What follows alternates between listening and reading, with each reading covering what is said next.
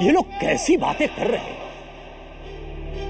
इन्हें न शास्त्रों का ज्ञान है, नहीं हिंदू संस्कृति की समझ।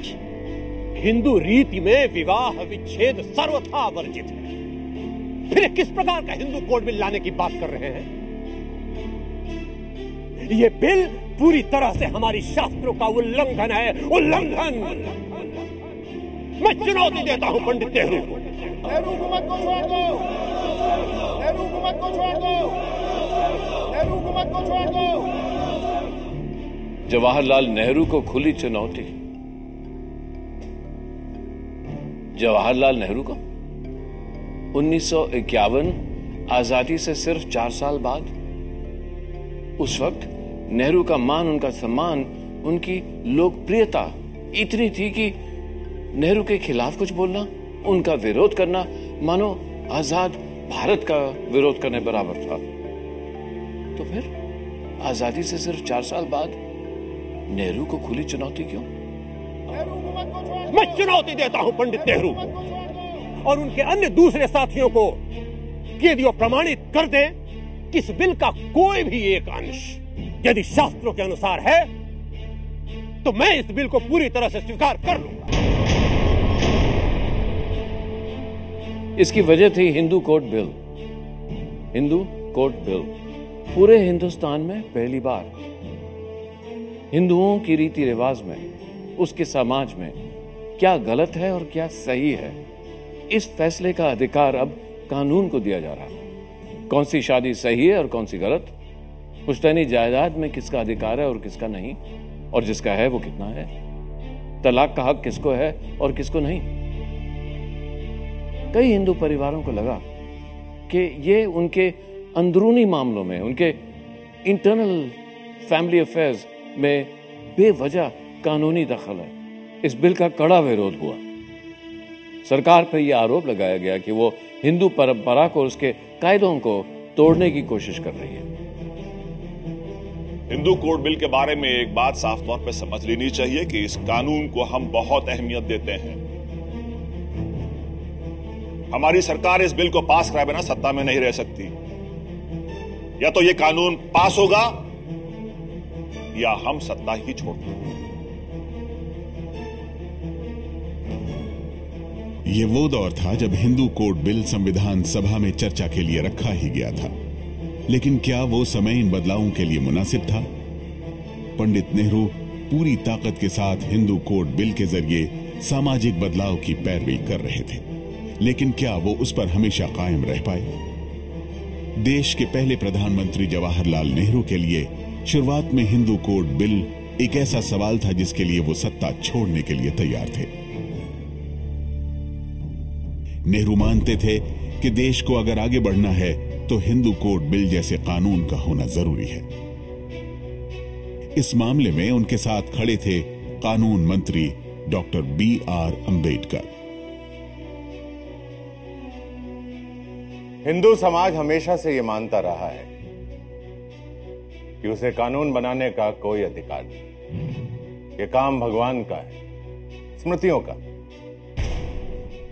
और इसी वजह से हिंदू समाज में पीढ़ियों से कभी कोई बदलाव हुआ ही नहीं।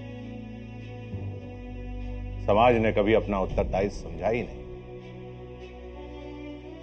कि उनकी सामाजिक, आर्थिक और वैधानिक जिंदगी में बदलाव का अधिकार उन्हीं का है। हम पहली बार हिंदू समाज को इतना बड़ा कदम उठाने के लिए तैयार थे। 1948 में पहली बार कंस्टिट्यूएंट असेंबली के सामने, संविधान सभा के सामने हिंदू कोड बिल पेश किया गया, लेकिन उस वक्त भी इस बिल का कड़ा विरोध हुआ। अंबेडकर के तमाम तर्क जवाहरलाल नेहरू के समर्थन, ये सब इस बिल के विरोध के सामने फीके पड़ गए। लेकिन अंबेडकर इस बिल में जरा भी समझौता करने को तैयार नहीं थे। वो इसको हल्का करने को, इसको डाइल्यूट करने को बिल्कुल तैयार नहीं थे।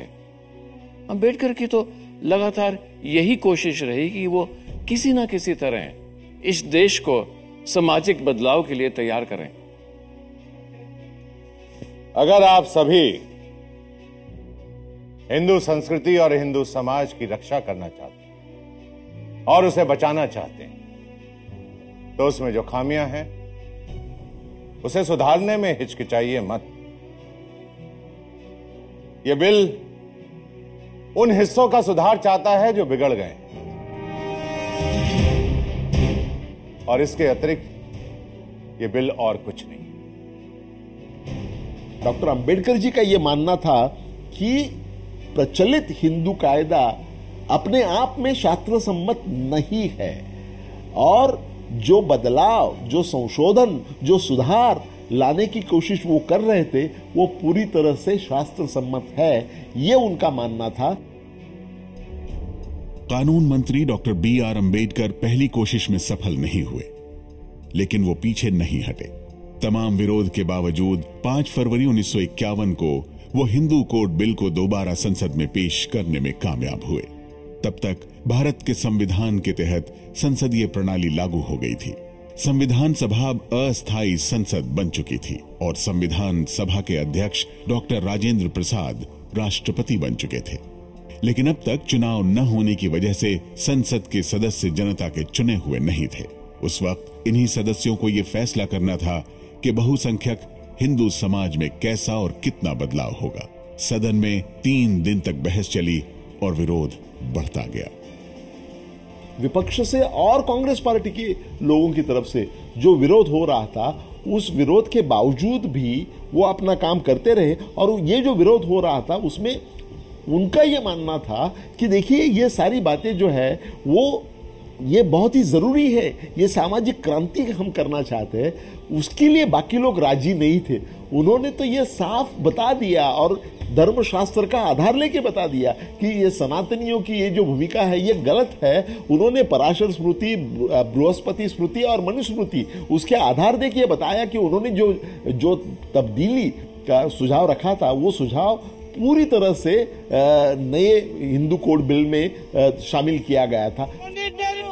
आम लोगों में हिंदू कोड बिल के विरोध की एक वजह यह थी कि वो इसे अपने व्यक्तिगत जीवन में दखल देने वाले कानून की तरह देख रहे थे। उनका मानना था कि तलाक का अधिकार मिलने से हिंदू परिवार टूटने लगेंगे। वहीं राजनीतिक तौर पर इसके विरोधियों का कहना था कि संविधान सभा के सदस्य जनता के चुने हुए नहीं हैं, इसलिए इतने बड़े विधेयक को पास करने का नैतिक आधार उनको है ही नहीं। और सबसे विवादित मुद्दा था कि सिर्फ हिंदुओं के लिए कानून क्यों लाया जा रहा है, सभी धर्मों के लिए यूनिफॉर्म सिविल कोड क्यों नहीं। नेहरू की कैबिनेट से इस्तीफा देकर 1951 में जनसंघ की स्थापना करने वाले श्यामा प्रसाद मुखर्जी ने संसद में यह सवाल उठाया।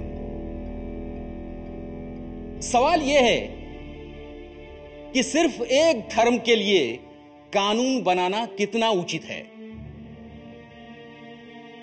मुझे कानून मंत्री के जवाब का पता है। उनका कहना है कि अगर देश तैयार है तो सभी धर्मों के लिए इंडियन सिविल कोड बनाया जा सकता है। अगर ऐसा है तो सभी धर्मों पर लागू होने वाला कानून क्यों नहीं लाया जाए। हिंदू कोड बिल के प्रति संघ की सहमति थी, सिर्फ संघ का 2 बातों पर आपत्ति थी। एक तो इस पर एक व्यापक बहस हो और जल्दीबाजी ना की जाए, दूसरी बात कि यूनिफॉर्म सिविल कोड लाया जाए। डॉक्टर अंबेडकर जी का ये मानना था, वो कॉमन सिविल कोड के पक्ष में थे और उनको लगता था, उनका ये मानना था कि पहले हिंदुओं के कायदे का संहितीकरण, कोडिफिकेशन करना चाहिए।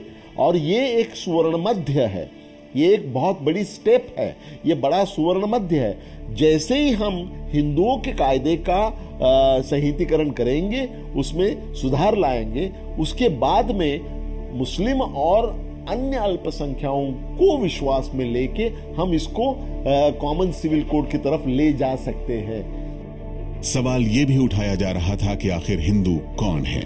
बिल में कहा गया था कि जो भी मुस्लिम, पारसी, क्रिश्चियन और जू नहीं हैं, वो हिंदू हैं। सरदार हुकुम सिंह सिखों की नुमाइंदगी कर रहे थे। उन्होंने कहा कि यह कानून सिखों को हिंदू धर्म में मिलाने की कोशिश है। विरोध और बहस को देखते हुए यह मसला सितंबर 1951 में होने वाले सत्र तक टल गया, लेकिन बिल का विरोध जारी रहा। देश भर में हिंदूवादी संगठन इसके खिलाफ एकजुट हो गए। All India anti Hindu code bill committee पहले ही बन चुकी थी। राष्ट्रीय स्वयं सेवक संघ ने दिल्ली में कई रैलियां की। संघ ने दो बातों उस वक्त कही थी। एक बात तो यह कहा था कि हिंदू कोड बिल के जो डिफरेंट आयाम हैं, जिन लोगों को डॉक्टर राजेंद्र प्रसाद ने या बाकी लोगों ने जो आपत्तियां दर्ज की, उस पर एक व्यापक बहस संसद से बाहर हो और उसको जल्दीबाजी नहीं की जाए और बहस के बाद एक सर्वानुमति बनाई जाए। इसका मतलब था कि हिंदू कोड बिल का विरोध नहीं करके संघ चाहता था कि उनके सभी आयामों पर समाज के सभी वर्गों की राय ली जाए। हिंदू कोड बिल के विरोध में सबसे मुखर रूप से बोलने वाले थे स्वामी करपात्री जी महाराज।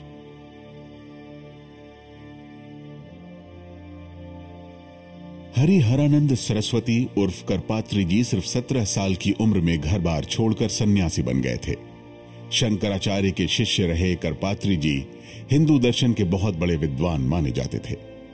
करपात्री जी महाराज ने 1948 में राम राज्य परिषद के नाम से एक हिंदू संगठन की स्थापना की। इसलिए जब हिंदू कोड बिल का विरोध शुरू हुआ तो करपात्री जी महाराज और उनके संगठन ने इसकी अगुवाई की।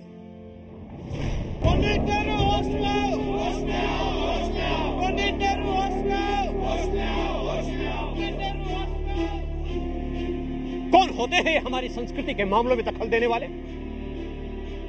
इन्हें अगर शास्त्रों की इतनी ही अधिक जानकारी है तो आए सार्वजनिक मंच पर और करें मुझसे बहस, करे तर्क। ये कहते हैं कि हमारे शास्त्रों में एक से अधिक विवाह का प्रावधान नहीं, तो मैं इन्हें बताता हूं कि याज्ञवल्क्य स्मृति के 3 खंड के 3 अध्याय के 3 श्लोक को पढ़ें। वहां स्पष्ट रूप से बताया गया है कि किन परिस्थितियों में एक पुरुष अपनी स्त्री के जीवित होते हुए भी पुनः विवाह कर सकता है।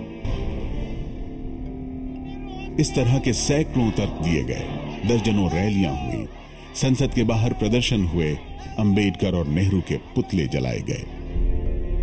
ये जो सनातनी थे, हिंदू महासभा वाले थे, करपात्री जी जिनका जिक्र आप कर रहे थे, ये सारे लोगों को लगता था कि ये तो हिंदू धर्मों के बहुत विरोधक है और ये हिंदू धर्म में क्यों बदलाव लाना चाहते हैं, हिंदू शास्त्र में क्यों बदलाव लाना चाहते हैं, जो सदियों से चला आ रहा है उसको आगे क्यों नहीं चलने देते हैं।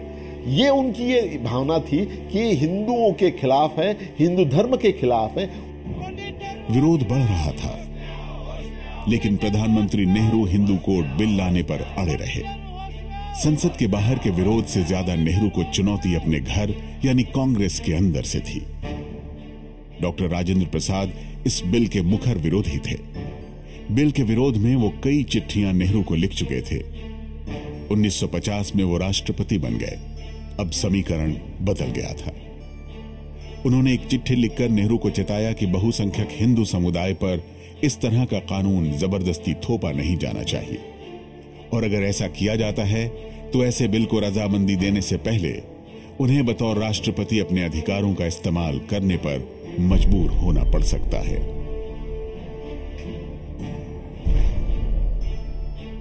राजेंद्र प्रसाद जी जो उस वक्त वो राष्ट्राध्यक्ष थे, उन्होंने बहुत सारा उनको अपोजिशन किया। उन्होंने खत भी लिखे। उनको ऐसा लगा कि ये जो हिंदू कोड बिल है, it is just an attack on Hindu family, not only Hindu family but also on Hindu religion. जो आपत्ति हिंदू कोड बिल के लोगों को थी वो ये थी कि एक वर्ग जो बहुसंख्यक वर्ग है उसके ऊपर आप प्रगतिशील आधुनिक कानून का डंडा चला रहे हैं, मगर जो अल्पसंख्यक हैं जिनको इतनी जरूरत सामाजिक सुधारों की है, पारिवारिक सुधारों की है, उनको आप छोड़ रहे हैं ये कहने के लिए कि हम उनके धर्मनिरपेक्षता के कारण दखलंदाजी नहीं करेंगे।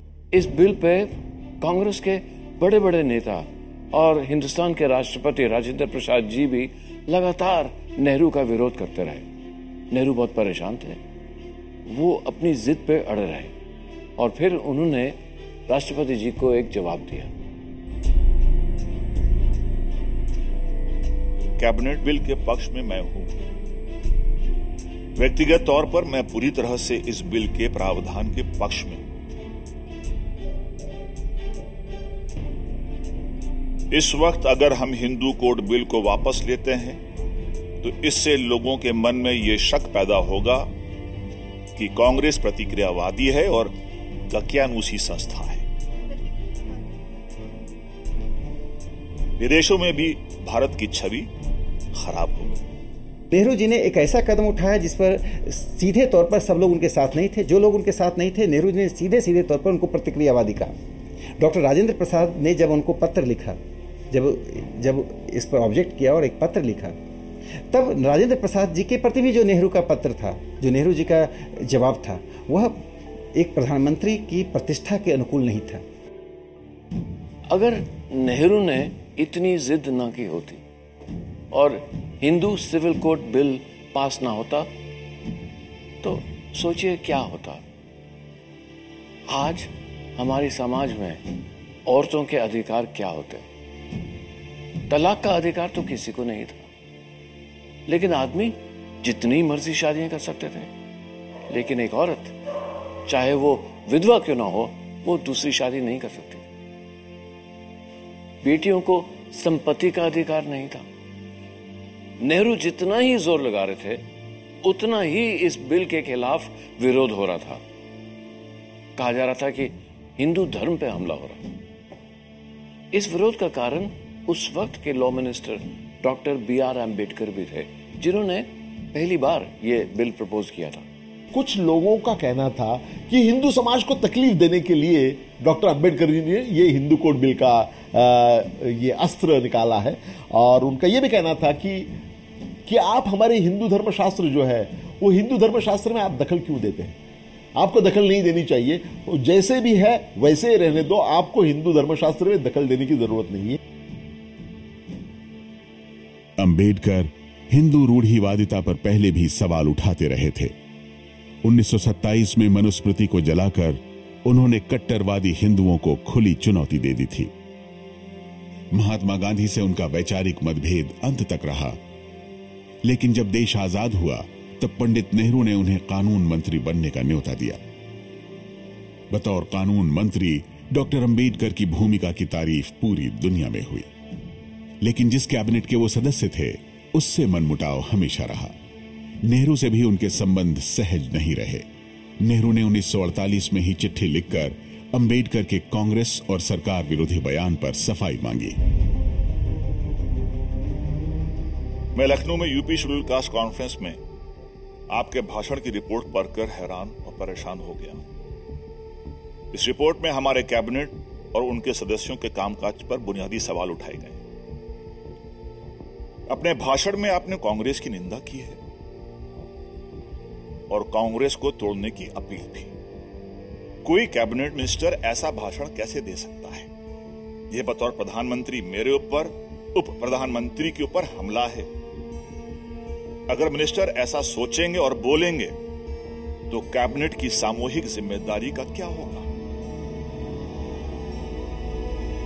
डॉक्टर अंबेडकर और पंडित जवाहरलाल नेहरू ये दोनों भी बड़े जाने माने स्कॉलर थे, दोनों भी संशोधक थे, दोनों भी लेखक थे, और दोनों ने उच्च विद्या विदेश में जाके उच्च विद्या प्राप्त की थी। तो उन्होंने इन दोनों व्यक्तियों में अच्छा लगाव होना चाहिए था, लेकिन कुछ कारणवश ये लगाव उतना नहीं था जितना होना चाहिए। उसमें कुछ कठिनाइयां जरूर महसूस होती है। डॉक्टर अंबेडकर और जवाहरलाल नेहरू हिंदू कोड बिल के दो सबसे बड़े समर्थक, लेकिन इन दोनों के बीच हमेशा मतभेद रहा। यहां तक कि 1951 में उनकी दूरी इतनी हो चुकी थी कि लोग ये सवाल पूछने लगे कि ये बिल पास भी होगा कि नहीं। Doctor B.R. अंबेडकर उस वक्त हिंदू कोड बिल को काफी अहमियत दे रहे थे, लेकिन दूसरी तरफ उन्होंने कांग्रेस पार्टी और हिंदू रीति रिवाज का विरोध बंद नहीं किया। 1951 के मई महीने में दिल्ली में मौजूद तमाम राजदूतों की मौजूदगी में उन्होंने हिंदू रीति नीति की निंदा की और लोगों से बौद्ध धर्म अपनाने की अपील की। इससे हिंदू कोड बिल पर माहौल और गर्म हो गया। संसद का अगला सत्र सितंबर में होना था। 10 अगस्त 1951 को अंबेडकर ने पंडित नेहरू को चिट्ठी लिखी।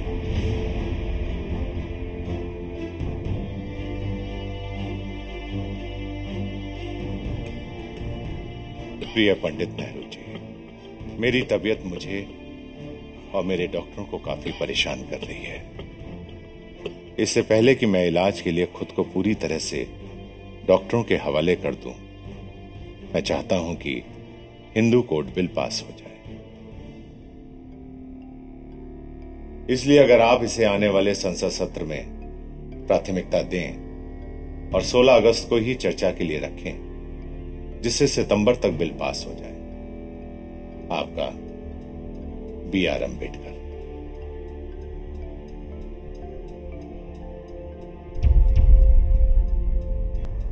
देश का पहला लोकसभा चुनाव सर पे था और हिंदू कोड बिल बहुत बड़ा मुद्दा बनता जा रहा था, पर जवाहरलाल नेहरू अड़े रहे। उन्होंने कॉन्स्टिट्यूएंट असेंबली के सामने इस बिल को प्राथमिकता देने का, इसको प्रायोरिटी देने का प्रस्ताव रख दिया। लेकिन उस असेंबली में नेहरू के अपने पार्टी मेंबर्स, कांग्रेस के मेंबर इस बिल के खिलाफ थे। कांग्रेस के ज्यादातर सांसद इस बिल को टालने पर आमादा थे। इतना ही नहीं, कांग्रेस के सांसदों के लिए कोई व्हिप भी जारी नहीं किया गया।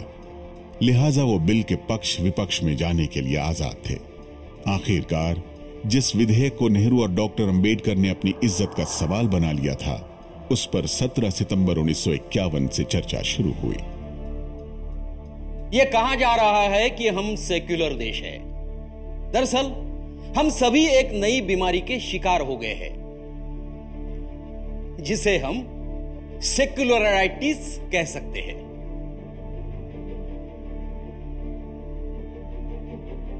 सवाल यह है कि सिर्फ एक धर्म के लिए कानून बनाना कितना उचित है। मुझे कानून मंत्री के जवाब का पता है। उनका कहना है कि अगर देश तैयार है तो सभी धर्मों के लिए इंडियन सिविल कोड बनाया जा सकता है। अगर ऐसा है तो सभी धर्मों पर लागू होने वाला कानून क्यों नहीं लाया जाए? मुझे शक है कि इस कानून को दूसरे धर्म, खास तौर पर मुसलमानों पर लागू किया जाएगा। क्या एक से ज्यादा शादी सिर्फ हिंदुओं और सिखों के लिए बुरी है? ऐसी बात तो है नहीं। तो फिर सरकार सभी के लिए एक ही कानून क्यों नहीं ला रही है? क्योंकि इसका विरोध हो रहा है। जब लॉ मिनिस्टर विरोध की बात करते हैं तो उनका इशारा मिस्टर नजीरुद्दीन अहमद की तरफ होता है। I am sufficiently troubled by one wife. I don't want two wives. मुझे दो बीवियों की कतई जरूरत नहीं है।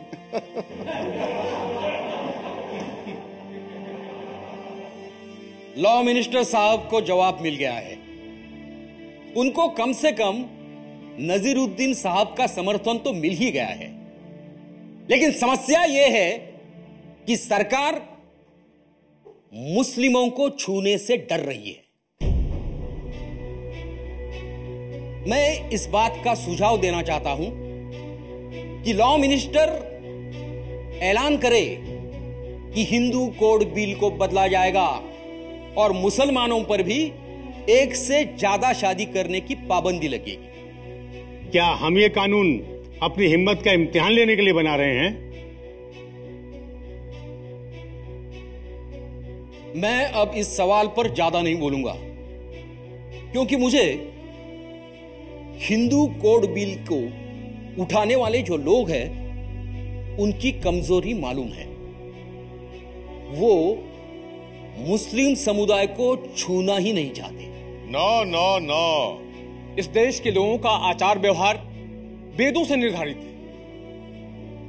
आज पंडित जवाहरलाल नेहरू का शासन है और डॉक्टर भीमराव अंबेडकर उनके प्रतिनिधि, जो एक ही झटके में उन सारी परंपराओं को खत्म कर देना चाहते हैं जो सनातन काल से चली आ रही हैं।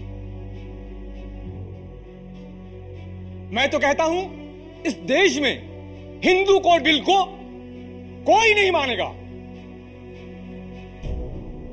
एक तरफ संसद के अंदर इस बिल पर बहस चल रही थी और दूसरी तरफ संसद के बाहर स्वामी करपात्री जी महाराज और उनके समर्थक विरोध प्रदर्शन कर रहे थे।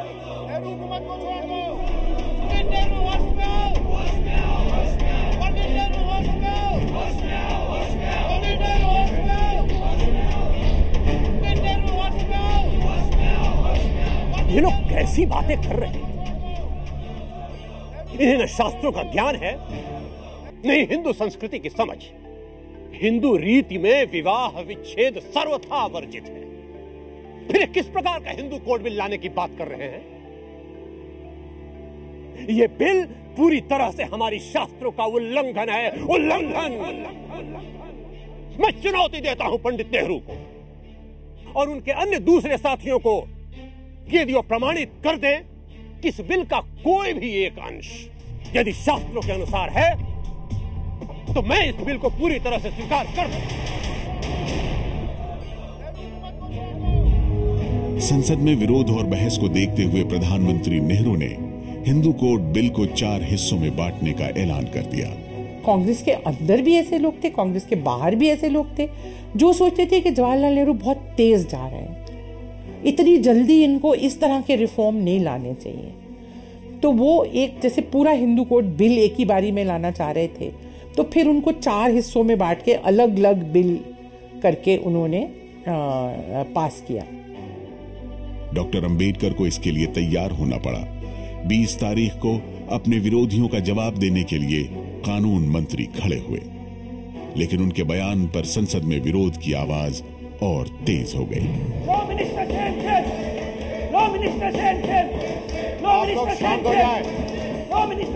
अगर ये बदलाव आप लोग पहले ले आते, आप मेरी बात सुनिए, अगर ये बदलाव आप लोग पहले ले आते तो मुझे ये सब बोलने की जरूरत नहीं पड़ती। जब देश के विधि मंत्री के नाते जब उन्होंने हिंदू कायदा में बदलाव लाने की कोशिश की तो सबके सामने, ये सनातनियों के सामने, हिंदू महासभा के लोगों के सामने जो उनका चित्र था, ये हिंदुत्व के विरोधक है और इनको इसमें दखल अंदाजी देने की कोई ज़रूरत नहीं है और ये हम कभी सह नहीं सकते हैं। ये सारी भूमिका उसके पीछे थी और उसको हिंदू महासभा ही नहीं, कांग्रेस में भी जो सनातनी थे, पुराने विचार के लोग थे, उनका काफ़ी सहयोग प्रत्यक्ष या अप्रत्यक्ष रूप से प्राप्त हो रहा था। देश के पहले आम चुनाव बस कुछ महीनों में ही होने वाले थे। ज्यादातर सांसद डॉक्टर अंबेडकर के रुख से नाराज हो गए थे। प्रधानमंत्री नेहरू के सामने विकल्प घटते जा रहे थे। प्रधानमंत्री को यह तय करना था कि क्या इस कानून को लेकर पहले लोकसभा चुनाव में कांग्रेस को मुश्किल में डाला जाए या फिर सही वक्त का इंतजार करें। प्रधानमंत्री ने सही वक्त का इंतजार करना बेहतर समझा और 26 सितंबर 1951 को संसद में बड़ा ऐलान कर दिया। हिंदू कोड बिल को पास होने को लेकर सदन में सब हमारी इच्छा से वाकिफ है। समय कम था इसलिए हमने बिल को 2 हिस्सों में बांट दिया है। शादी और तलाक, इस बिल को मैंने ज्यादा अहमियत दी है। 1 हफ्ते में इस बिल के सिर्फ 2 प्रावधान पास कर पाए। बहुत सोच विचार कर हम इस नतीजे पे पहुंचे हैं कि सदन के इस सत्र में इस बिल को पास करना नामुमकिन है। लिहाजा इस सत्र में हिंदू कोड बिल पर अब कोई चर्चा नहीं होगी।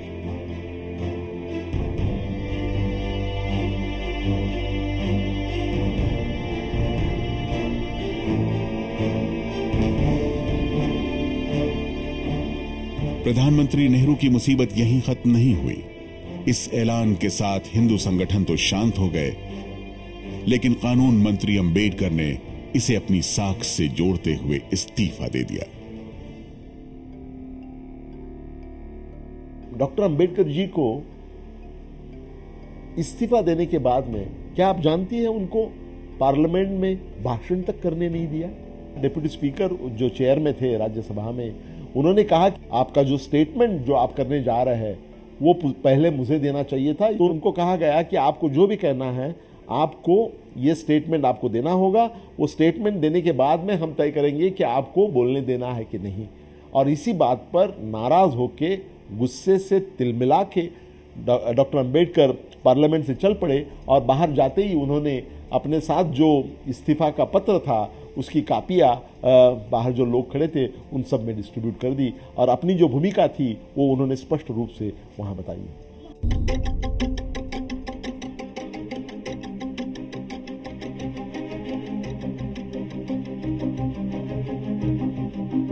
कैबिनेट ने एक मत से यह फैसला लिया था कि हिंदू कोड बिल को पार्लियामेंट में इसी सत्र में कानून बनाने के लिए रखा जाएगा।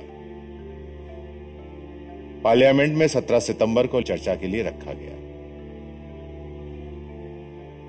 चर्चा चल ही रही थी कि प्रधानमंत्री ने यह प्रस्ताव दिया कि जितना समय है उसमें पूरा बिल पास नहीं कराया जा सकता है, इसलिए 4 अलग अलग हिस्सों में कानून को बांट दिया जाए। मैं बिल से शादी और तलाक का हिस्सा अलग करने के लिए इसलिए तैयार हो गया था कि हमारी मेहनत का कुछ तो फायदा हो, परिणाम निकले। लेकिन इस बिल की भी हत्या कर दी गई। ऐसे में मुझे मंत्री बने रहने का कोई अर्थ समझ नहीं आता है। शादी और तलाक संबंधित विधेयक पर 2 दिन तक चर्चा होती रही। फिर प्रधानमंत्री ने पूरे हिंदू कोड बिल को वापस लेने का ऐलान कर दिया। यह मेरे लिए बहुत बड़ा धक्का था। मैं बिल्कुल हैरान रह गया। मैं कुछ बोल नहीं पाया। मैं ये मानने के लिए तैयार नहीं हूं कि तलाक और विवाह संबंधित बिल को समय की कमी की वजह से पास नहीं कराया जा सकता। मुझे प्रधानमंत्री की नीयत पर शक नहीं है, लेकिन हिंदू कोड बिल पास कराने के लिए जिस ईमानदारी और संकल्प की जरूरत थी वो उनमें नहीं दिखी।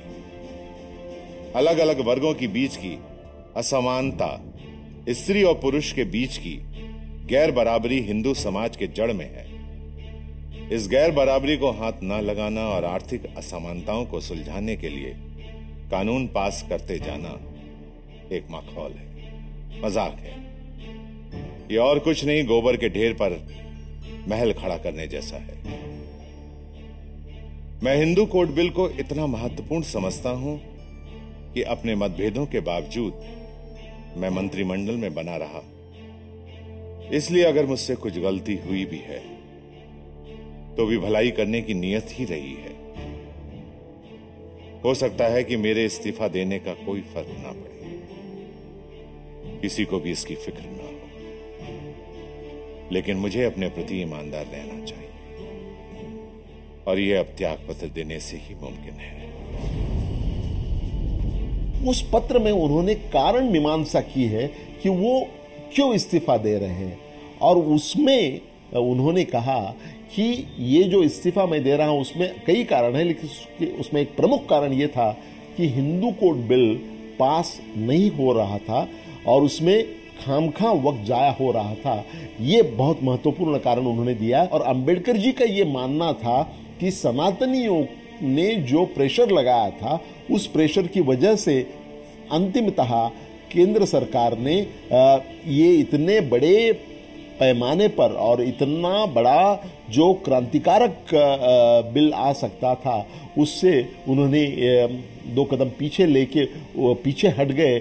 इस बात के लिए वो बहुत नाराज हो गए और पत्र में वो ये लिखकर वो कैबिनेट से चल पड़े।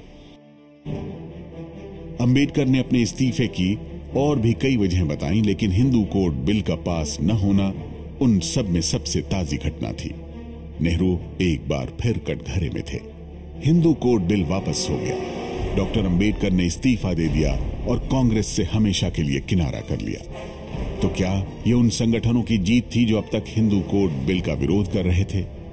क्या हिंदू समाज में बदलाव की बात करने वाले नेहरू ने घुटने टेक दिए थे, या फिर ये सिर्फ एक इंटरवल था? साल 1951 खत्म होने के साथ ही आजाद भारत अपने पहले चुनाव की तैयारियों में लग गया। नेहरू के लिए यह काफी अहम था, क्योंकि इस चुनाव के नतीजे ही ये तय करते कि क्या उनके पास वाकई जनमत है। इलाहाबाद की फूलपुर सीट से नेहरू अपना पहला चुनाव लड़ रहे थे। देश के सबसे बड़े नेता माने जाने वाले नेहरू को लोकतंत्र की इस पहली परीक्षा में ही चुनौती मिली। उन्हें यह चुनौती देने वाला कोई नेता नहीं, बल्कि एक सन्यासी था। नाम था प्रभुदत्त ब्रह्मचारी। सन्यासी प्रभुदत्त का चुनाव लड़ने का सिर्फ एक ही मकसद था, हिंदू कोड बिल पर नेहरू का विरोध। नेहरू जी कुछ इस तरह के कानून लाकर ये प्रमाणित करना चाहते थे कि उन्होंने युगांतरकारी परिवर्तन कर दिया है, उन्होंने समाज को नई दिशा दे दी है। ये संभव नहीं था। तो मुझे लगता है हिंदू कोड बिल के साथ नेहरू जी न केवल सिर्फ दकियानूस लोगों का विरोध झेल रहे थे, करपात्री जी, स्वामी करपात्री जी हों, प्रभुदत्त ब्रह्मचारी हों, पुरुषोत्तम टंडन हों, राजेंद्र प्रसाद हों, वो उन सब लोगों को भी खिन्न कर रहे थे जो इतने बड़े नेता नहीं थे मगर पारंपरिक लोग थे। उन्हें लगता था कि हमारे पारिवारिक जीवन में, हमारी धार्मिक परंपराओं में हस्तक्षेप सरकार कर रही है और अल्पसंख्यकों में नहीं कर रही है। उस वक्त देश में नेहरू का जो कद था, उसके आगे कोई ये सोच भी नहीं सकता था कि उनके सामने कोई टिक सकता है। लेकिन नेहरू का विरोध करने वाले जनसंघ और हिंदू महासभा जैसे दलों ने अपना उम्मीदवार खड़ा करने के बजाय प्रभुदत्त ब्रह्मचारी को समर्थन देने का फैसला किया। प्रभुदत्त ब्रह्मचारी ने बड़े ही निराले अंदाज से चुनाव लड़ा। उन्होंने न कोई रैली की, न ही कोई भाषण दिया। वो तो बस गेरुए कपड़े पहनकर साधुओं की टोली के साथ निकल जाया करते थे। उनके साथ ही भजन गाते और प्रभुदत्त जी उनकी धुन में झूमा करते। पूरे चुनाव प्रचार के दौरान उन्होंने खुद एक शब्द भी नहीं बोला। भजन के बाद उनका कोई शिष्य एक पर्चा पढ़कर लोगों को सुनाया करता था। इस पर्चे में नेहरू जी को यह चुनौती दी गई थी कि या तो वो ये साबित करें कि हिंदुओं में बहुमत हिंदू कोड बिल के पक्ष में है, या फिर हिंदू कोड बिल को हमेशा के लिए भूल जाए। उस वक्त नेहरू के चुनाव क्षेत्र में करीब 7 लाख मतदाता थे। प्रभुदत्त ब्रह्मचारी इन पर्चों के जरिए ही मतदाताओं तक अपनी बात पहुंचा रहे थे। उनके पर्चे की करीब 76,000 कॉपियां बट चुकी थी। नेहरू ने ब्रह्मचारी के इस पर्चे के जवाब में यह ऐलान कर दिया कि चाहे कुछ भी हो जाए, वो पीछे नहीं हटेंगे। मैं हिंदू कोड बिल पास करवा के रहूंगा, चाहे मैं चुनाव जीतूं या हारूं। मैं चुनाव हिंदू कोड बिल के मुद्दे पर ही लड़ूंगा, और यह बात मैं ब्रह्मचारी जी को लिख के दे सकता हूं। नेहरू ये बात बखूबी जानते थे कि अगर कांग्रेस चुनाव जीतती है तो वो पहले से ज्यादा ताकत के साथ हिंदू कोड बिल पास करवा पाएंगे। फिर भी हवा के रुख को देखते हुए उन्होंने चुनाव के ठीक पहले थोड़ी नरमी दिखाई और कहा कि हिंदू कोड बिल दोबारा पेश जरूर होगा, लेकिन कुछ बदलावों के साथ। नतीजा यह हुआ कि चुनाव में नेहरू के सामने प्रभुदत्त ब्रह्मचारी की बुरी तरह हार हुई और कांग्रेस ने देश भर में जबरदस्त जीत हासिल की।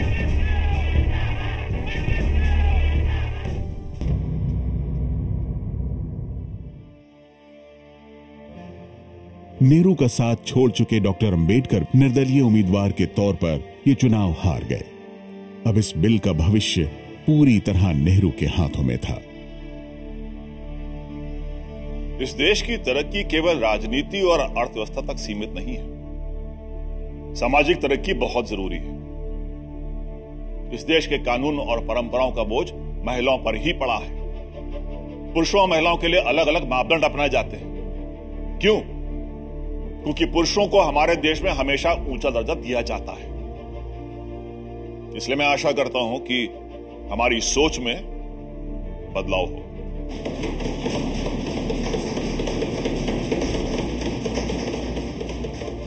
कुछ ऐसे भी थे जो सोचते थे कि नहीं, ये चीजें गलत, औरतों को इतने हक नहीं देने चाहिए।